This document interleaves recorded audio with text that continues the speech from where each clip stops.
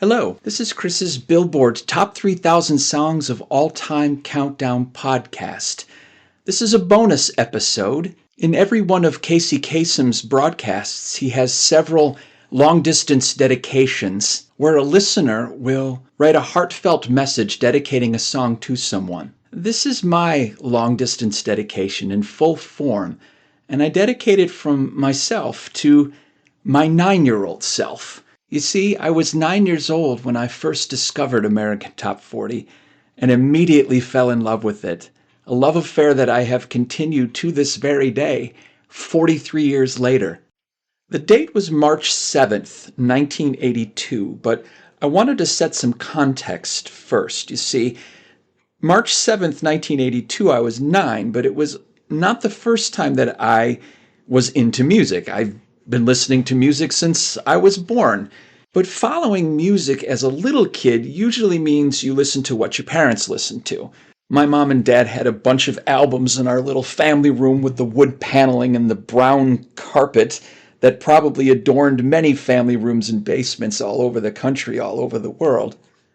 And we had our albums of the hot songs of that time period. I remember dancing around the family room to Dick Clark's 20 Years of Rock and Roll, which had songs I'm Walking by Fats Domino or Rock Around the Clock, and some 60s tunes too, like Hang On Sloopy and Wooly Bully.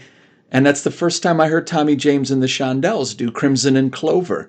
My mom was a big Peter, Paul, and Mary fan, so I heard their greatest hits many times. I heard Kenny Rogers' greatest hits many times. My brother and my sisters all danced around to Saturday Night Fever in 1978 when that became the most popular thing in the entire world, and the children's accompanying Sesame Street Fever, where Grover was in his polyester leisure suit and Ernie and Bert and Harry were mimicking the Bee Gees and the Gold Medallions. Harry, Gold Medallions. See what I did there? I remember I had insomnia a lot as a little kid, and I ended up sleeping in my mom and dad's bed after 2 a.m. when I couldn't sleep, and waking up to the brown alarm clock radio to songs like Melissa Manchester's Don't Cry Out Loud or Rise by Herb Alpert. And that's one of the really cool things about music is it timestamps memories.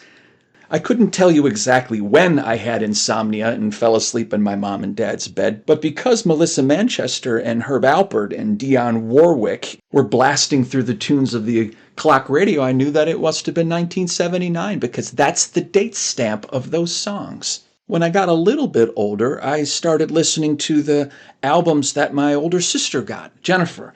She's 3 years older than me, and she had albums like Paradise Theater by Styx and Billy Joel's Glass Houses and Journey's Escape, probably her favorite album. And my older sister and my brother and my younger sister used to have dance contests at my grandma's basement where we would play the albums and we would pick a song and we would do a dance routine to it. And my sister was so clever. She picked the song Don't Ask Me Why by Billy Joel and actually had a rose for the lyric, throw their roses at their feet, and she threw the rose on the ground and we were all screaming and hooting. My God, that was so clever. I think she won that contest that day. And so I loved that music because she loved that music. I didn't really have my own sound, my own personal taste until 1981, and I don't know how I got the album, but I got it.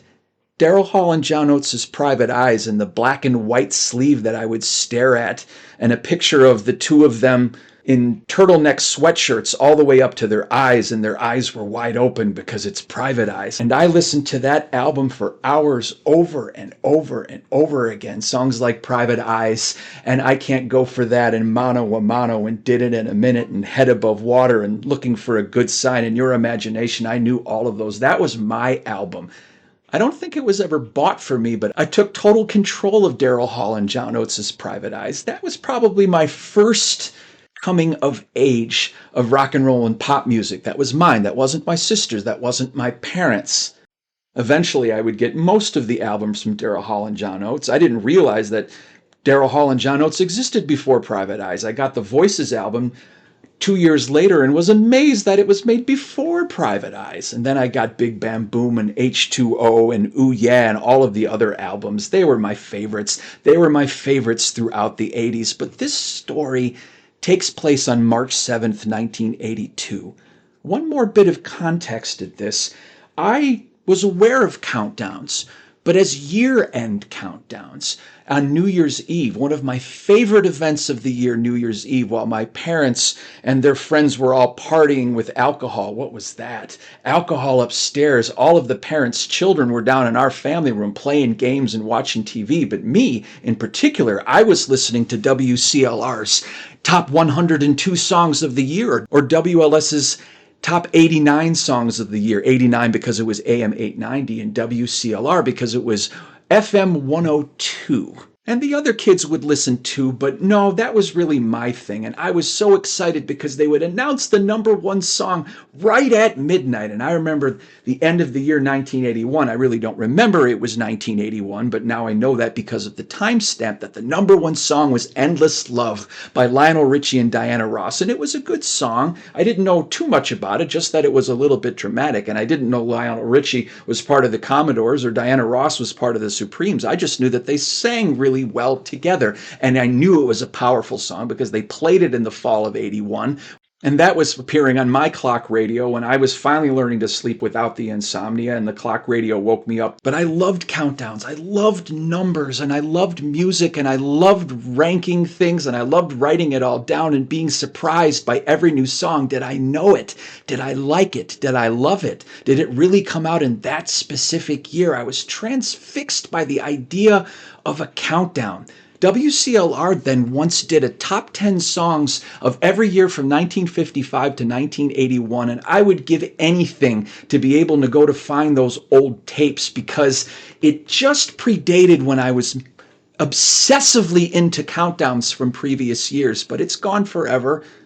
But the context was I knew music, I knew countdowns, and I knew rankings, and I loved all of it. I loved all of it so very, very much at such a young age, but I never knew American Top 40 existed until March 7th, 1982. My mother was one of the early adopters of cable television, which was very new at the time. And a lot of my friends got into it in 83 and 84, but we were one of the pioneers of cable television, and it was very crude at the time. It wasn't even a remote control. It wasn't even a digital readout. It was a bunch of brown buttons and levers that you pulled and twisted, and as you pressed a button, it would give you one of the 36 channels. We used to get USA Network with Nickelodeon and Calliope with Gene.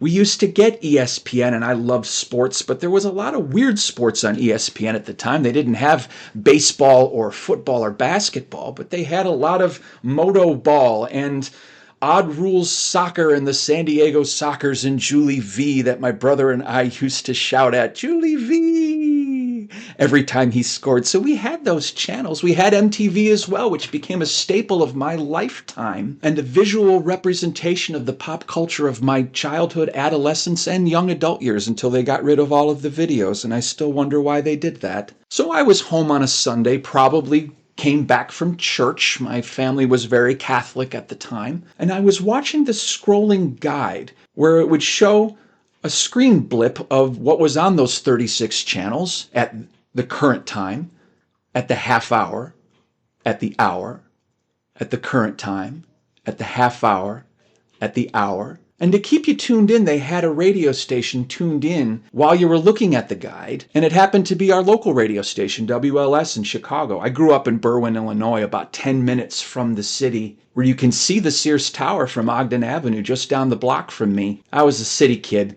and the entire world existed to me in South Berwyn, not a few blocks more in any other direction. That's where I grew up. That's where I knew everyone. That's where I knew the edge of the universe was in those little blocks in South Berwyn and my school, Irving Elementary.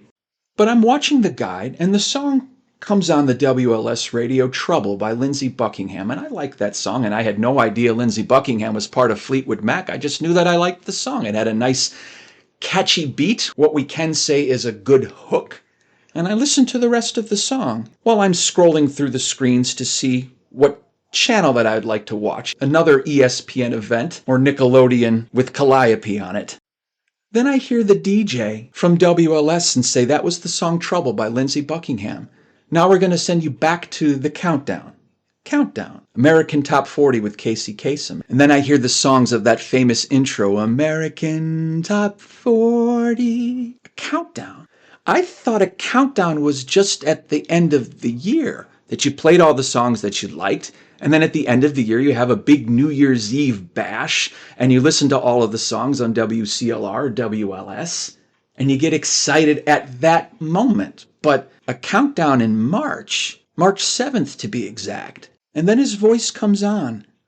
Casey Kasem's melodic style, wonderful fatherly voice that commanded presence, but in a neighborly way, like he was your best friend. And he was announcing the top 40 songs of that week ending March 6th, 1982, and I am confused. They have a weekly countdown? You mean every week? Every single week they count down the top songs in the country and they play them for me? I was transfixed. It's the best word that I can come up with, enchanted. Now, I missed most of the countdown. They were already at number 5, so I missed songs 40 to 6. But I didn't really want to think about it at that time. All I knew was in that particular moment what was going on, and it started out with a bang. It started with a song I absolutely love by an artist that had been around a long, long time, but I never knew existed. The song That Girl by Stevie Wonder. And it illustrates a point that I find fascinating when it comes to being inserted into the pop culture world. See, the Kennedy assassination in '63 was before I was born. I was a toddler when the Watergate scandal broke out, and I was only 4 years old when Star Wars came out, so I don't even really remember that too much. What's fascinating is, to somebody that young, you don't realize that anything exists before you existed. Stevie Wonder had been putting out music since 1963 with his number 1 hit Fingertips. He had already had 6 number 1 hits. He won pretty much every Grammy in the entire decade of the 70s. But to me, he only existed for one song that captured me, and that was That Girl. To be honest, he was in the latter stages of his commercially successful and Grammy-winning career in 1982. But all I kept thinking was, who is this person, this Stevie Wonder with this incredibly groovy tune? That was all mine. And it was the number 5 song, and Casey Kasem introduced him so well. Mentioned that he was blind since birth. I didn't know that. See, I'm learning this as I go, like a history lesson, and realize that there was a world before me, that there was music before me, that there was rankings and charts before me. And he finished off with that wonderful number 5 song and moved right on to the number 4 song, another wonderful catchy song, The Cars, the Boston-based alternative rock pop group with their best hit, Shake It Up, at number 4. Oh my goodness, 2 songs in a row. This is the most cool thing that I have ever experienced in my entire lifetime. And nobody is around. My brother and sisters are off doing something else. My mom doing something else. And it was just me and that television in my family room with the brown paneling and the brown carpet, because everything was brown in the late 70s and early 80s. And there was nothing going to shag me away from these couple of moments that I am born into the pop culture universe. And of course, when Shake It Up stops playing, they go right to commercial, because you remember the AT40 days when they were doing commercials before it became commercial free on reruns on iHeartRadio, that every 2 songs they went to another commercial advertising for some skin-clearing medicine or bubblicious bubblegum. As I learned later, that American Top 40 really catered to teenagers. They didn't advertise for a lot of automobiles or printers and copiers and laundry detergent. No, it was catered towards the generation I was just about to enter, the preteen and teenage years. And I realized that much later too, and I noticed all of the long-distance dedications were from people from 14 to 18 years old. But it seemed so old at the time to this little 9-year-old. They finished the commercials, and song number 3 on the radio was I Love Rock and Roll by Joan, Jett, and the Blackhearts, which to this day is one of my 10 favorite songs of all time. And it was back then, too. I absolutely love Joan Jett and the Blackhearts' I Love Rock and Roll. It is absolutely my type of hard rock, good hook music, and Joan Jett was just gorgeous when I was watching her on the MTV videos, whether it was in the black and white version of the video or the color version of the video. But now, listening to this countdown and seeing how fast it moved up the charts from number 7 all the way up to number 3 means it might hit number 1 next week, and now I had something to root for. Now I have something to listen to next week. Did this song hit number 1? My entire spring of 1982 was consisted of following the trajectory of I Love Rock and Roll by Joan Jett and the Blackhearts, and I paid attention to it every single week and was praying that it would be there for another week and another week and another week. But this week it was only number 3, but I was so happy. Mind you, all of this is going on in what? 15, 20, 25 minutes. But in those 15, 20, 25 minutes, my life changed. And I don't say that as hyperbole either. Not everything has to be a birth or a wedding or the Grand Slam home run to win the Little League game where you're carried off on everybody's shoulders. They could be small, quiet moments, like the first time my son ever tasted a taco when he was 3 and loved it so much he just started grabbing handfuls of it with both of his hands. That's a life-changing moment when you discover something that you absolutely adore. I absolutely adored this countdown. I absolutely adored every song that came before it. And that never changed. So of course it's life-changing. I Love Rock and Roll fades out and Casey Kasem with his wonderful smooth voice says that one is up with a bullet. Remember bullets? If a song is climbing the charts fast, it's considered to be up with a bullet. Well, what could possibly beat that wonderful, awesome song? Number 2, Journey and Open Arms. It's second of 6 weeks at number 2.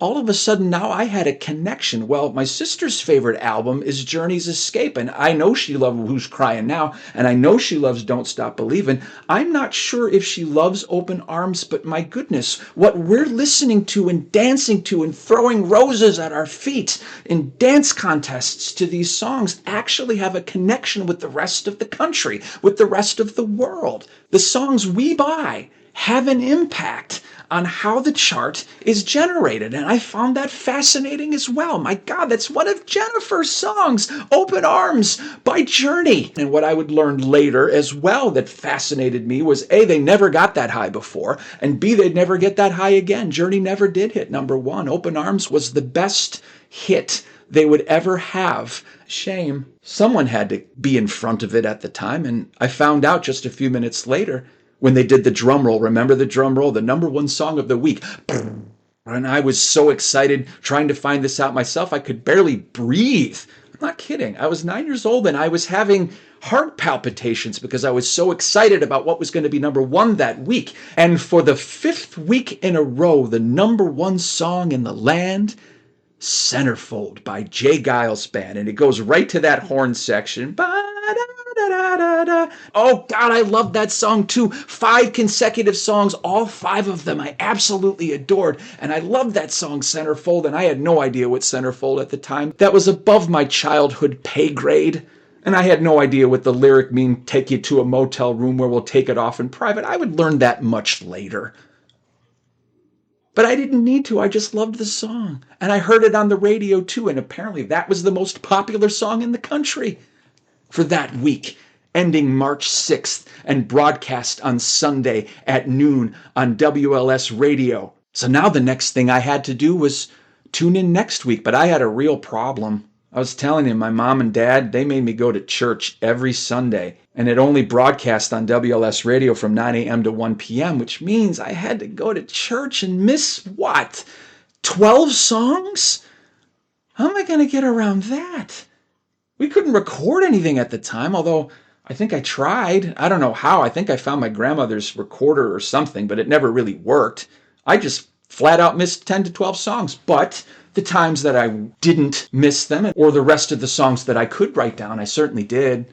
I found out about the new group Balland. That's how I heard it. Balland, and the song Oh Pretty Woman, which is a remake of a song from Roy Orbison back in 1965, whoever that was, but Balin. I wrote it down as Balin. I found out about a week later that it was Van Halen and their number 12 hit, Oh Pretty Woman. I learned about 65 Love Affair and Paul Davis. I learned about Do You Believe in Love and didn't know the story that Huey Lewis and the News was almost cut from their contract before that song came out because they weren't putting out hits. But that went all the way to number 7.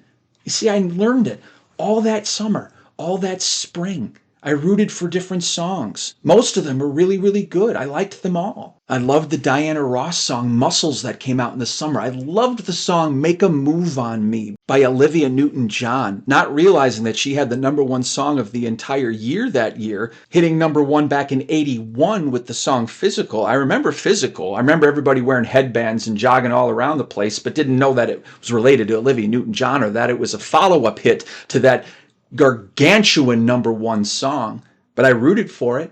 And of course I rooted for all of Daryl Hall and John Oates. Private Eyes and I Can't Go For That were actually falling off the charts. Unfortunately, I wish I had discovered American Top 40 a month earlier and can follow those hits, but they did have Did It in a Minute, their third hit, which hit number 9. It actually hit top 10 for 2 weeks and then number 9 for 2 weeks. You see, I followed that one like a hawk and hoping it would hit number 1 and was really sad when it fell from 9 to off the top 10. What became of I Love Rock and Roll? Well, that did hit number 1, not the next week, but the following week. After a 6-week run for Centerfold, I Love Rock and Roll beat it out and hit number 1 for 1, 2, 3, 4, 5, 6, 7 consecutive weeks, holding off the equally good We Got the Beat by the Go-Go's, another song from the Beauty and the Beat album that my sister also had. So I almost felt like I beat her by 1 position by liking I Love Rock and Roll over We've Got the Beat, although both wonderful songs. Until eventually I Love Rock and Roll fell to number 3 by the immortal Chariots of Fire theme song by Vangelis, another wonderful song. Boy, everything in 1982 came out just wonderful, didn't it? Weren't all the songs that year great? Probably not.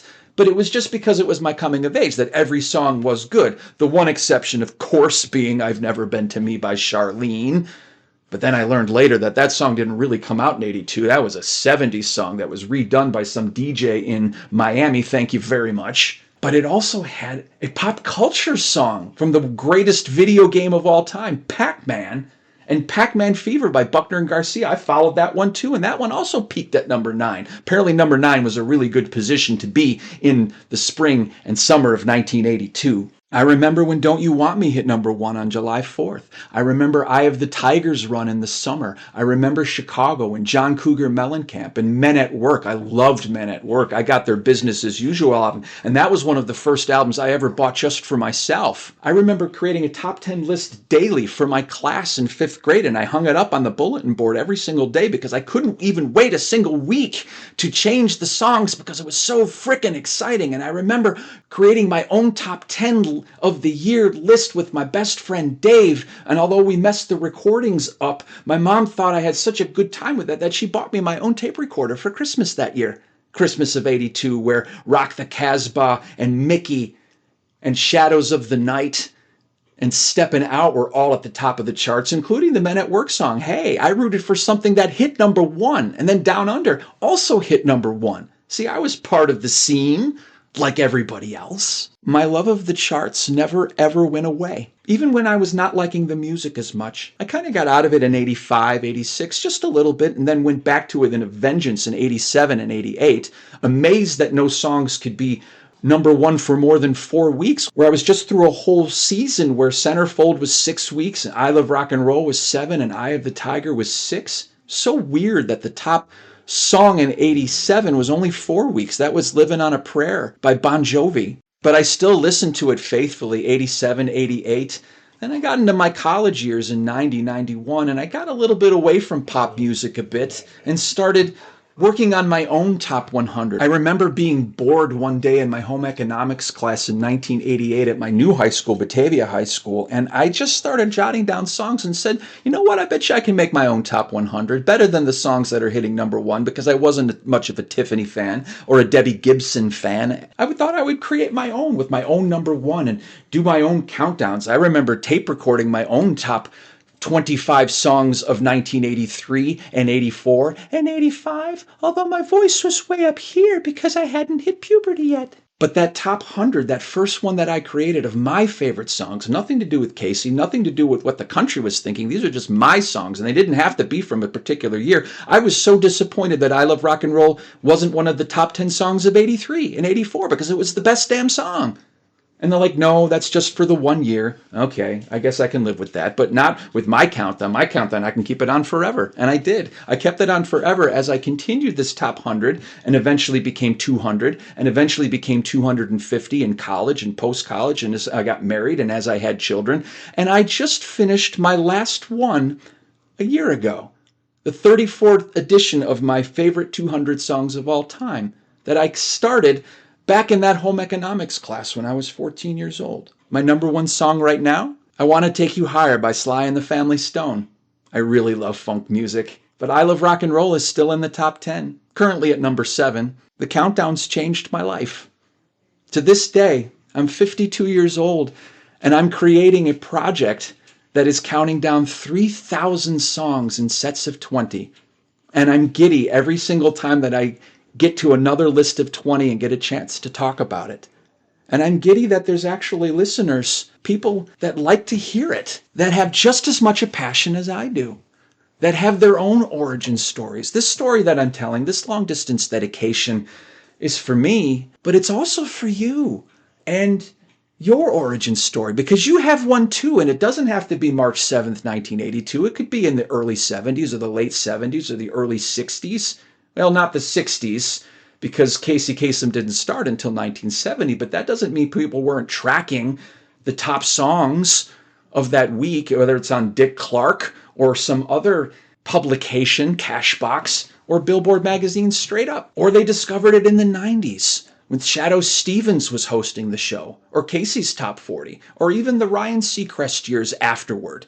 But everyone's got an origin story. And if you're a chart aficionado like myself, you have that specific day where you first discovered and realized that you loved it and wrote down the numbers.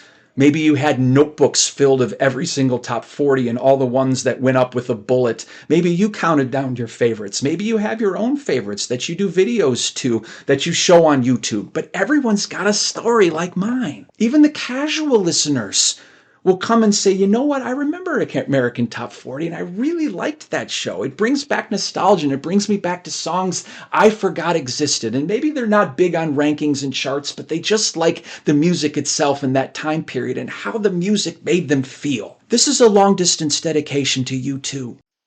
I loved that 9-year-old boy. I miss the 9-year-old boy. I miss that wide-eyed joy that he first felt when the song That Girl and Shake It Up and I Love Rock and Roll and Open Arms and Centerfold came on the radio through the TV screen of that guide from the cable television in my mom's family room with the brown paneling and the brown carpet.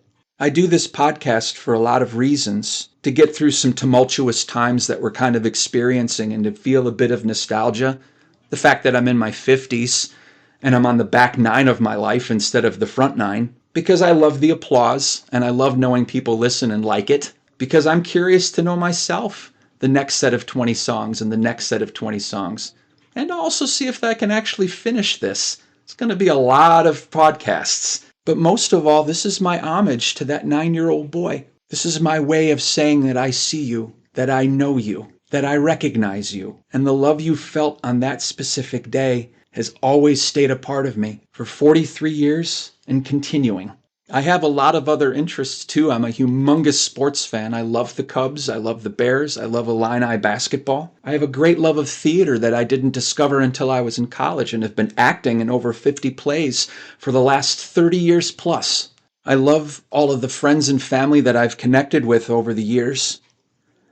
But my love of music and my love of the pop charts and my love of American Top 40 and Casey Kasem has never left me for very long. I have a feeling it'll stay with me until I'm in the ground. And hopefully these recordings and these podcasts will live on a little bit longer than that. Maybe that's the reason that I'm doing this. I don't know. All I know is that these pop charts bring me joy. And isn't that what life is all about? There's no music today. This was just a free-form long-distance dedication, but I can give you a preview because it starts with the group from Boston, Kool and the Gang, and it ends with the group from Boston, the aforementioned The Cars. Not Shake It Up, another one.